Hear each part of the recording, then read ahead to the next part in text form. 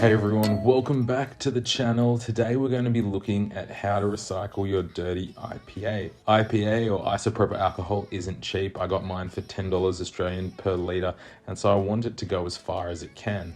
Before we look at what to do, I want to quickly talk about why we use IPA. IPA is what is predominantly used to wash your resin prints and clean up any mess. Unless you're printing with water washable resin, IPA is something that you'll need. Once a resin print is complete, there's still excess uncured resin on the model, which needs to be removed. If this excess resin isn't removed while the model is curing, it could obscure detail and leave it in a less than desired state. So to get rid of this excess resin, we wash the print in IPA, and this leaves the uncured resin mixed in with the IPA, and you'll notice that the more prints you wash in your IPA, the murkier and dirtier it will get, and after a while it'll end up something like you can see on the screen, and your IPA won't actually be able to clean models as effectively as it could before. And so the process I use is basically a filtration method, and it's not going to get the IPA to what it was like in its original state. The best way to do that is through distillation. Essentially, it's heating up the IPA into a vapor and the resin stays solid, and so the vapor goes through in condensation and other random science jargon. But yeah,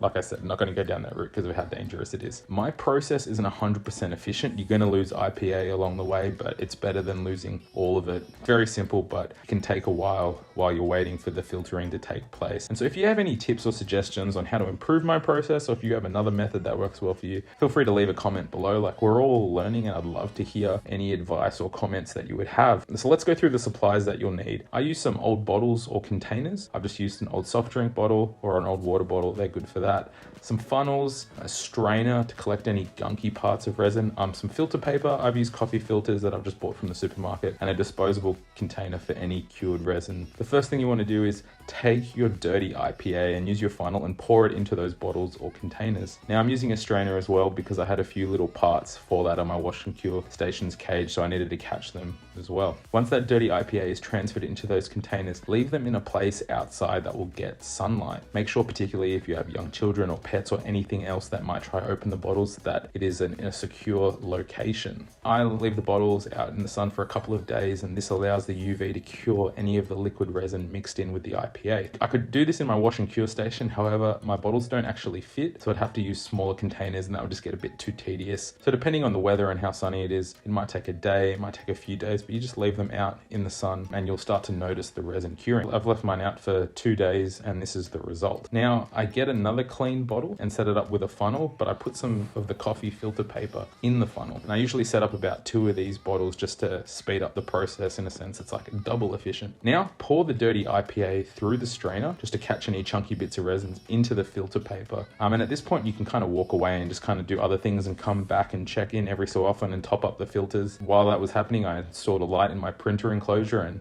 took down the washing. You'll notice once you get to the bottom of your IPA bottle that there is this like kind of resin sludge that's at the bottom. You might need to readjust the filter paper if it starts to slow down because the cured resin is clogging that paper, or you might need to replace the paper altogether. On this run I found I needed to replace the filter papers a few times, but ultimately I just let them filter overnight. Going forward, I think I'd get some bigger funnels so I could have more dirty IPA filtering at once, and I don't have to keep topping it up so regularly. What you're left with is clear, slightly tinged IPA. Mine is a bit yellow, but it works completely fine. I've been using this method for the time I've been printing, and it's probably like the 5th or 6th cycle that I've done it through. When I put it back in the wash and cure station, I usually top it up with a bit more like fresh IPA into the mix, but it's definitely cheaper than buying new IPA. That's it for this week in the video.